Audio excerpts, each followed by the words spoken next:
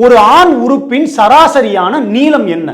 6 அங்குலமா, 7 அங்குலமா, இல்ல 8 அங்குலமா? இதில் எதுவும் இல்லை.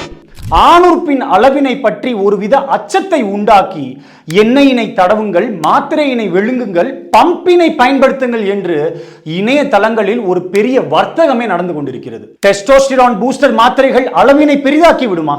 முடியாது. வலைதளங்களில் வரும் காணொளிகளையோ புகைப்படங்களையோ பார்த்துவிட்டு எனக்கும் அதே போன்ற அளவு வேண்டும் என்று எண்ணுவது ஒரு அறிவார்ந்த செயல் அல்ல. பிடி சௌராசியஸ் அனாட்டமி பாட புத்தகத்தின்படி கார்போரா கேவர்னோசா, கார்பஸ் பாஞ்சியோசம் ஆகிய திசுக்களால் உருவானதே ஆணுறுப்பு. இது நமது உடற்தசைகள் போல அல்ல அன்பர்களே. உடற்பயிற்சி மூலமாக கொடுக்கும் அழுத்தத்தால் உடற்தசைகள் பெரிதாவது போல எல்லாம் எண்ணெய் வைத்து நீவுவது ஆணுறுப்பினை பெரிதாக்காது. அப்படி என்றால் சுய இன்பம், உடல் உறவு போன்ற காரணத்தால் ஆண்கள் பலருக்கு எத்தனை மடங்கு பெரிதாகி இருக்க வேண்டும்? சிரிக்க வேண்டாம் அன்பர்களை, சற்று சிந்தியுங்கள். ஆண் உறுப்பானது ஒரு எரக்டைல் டிஷ்யூ, அவ்வளவுதான்.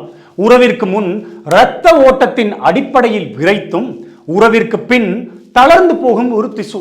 ஒருவருக்கு விரைத்த நிலையில் 4.5 to 5.2 அங்குல நீளம் இருந்தாலே அது ஆரோக்கியமானது. இதற்கென்று எதுவும் செய்ய தேவையில்லை. மக்களே, யாம் மீண்டும் மீண்டும் உங்களை எச்சரிக்கிறோம். இதற்கு பின்னே ஒரு பெரிய வர்த்தகம் இருக்கிறது. பலிகடாகி விடாதீர்கள். நன்றி.